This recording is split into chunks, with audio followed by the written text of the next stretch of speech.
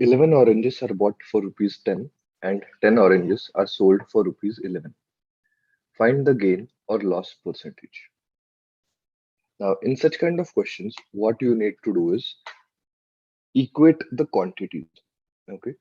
So to equate the quantities, we can find out the LCM of the quantities. In this case, 11 oranges are bought and 10 oranges are sold.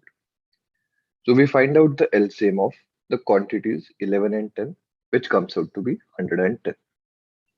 Now, while buying, 11 oranges are bought for rupees 10. Now, as we found out the LCM of 11 and 10 is 110, we will find out what is the price to buy 110 oranges. And that becomes our cost price.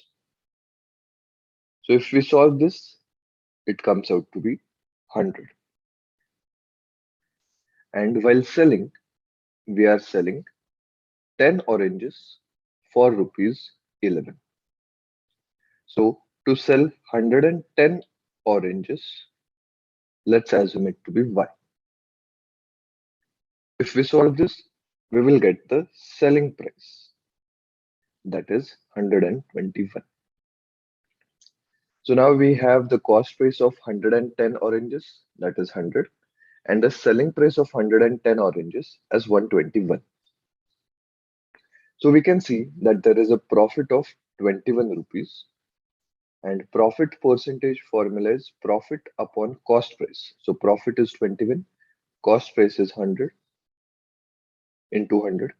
So answer comes out as 21 percentage. Option C.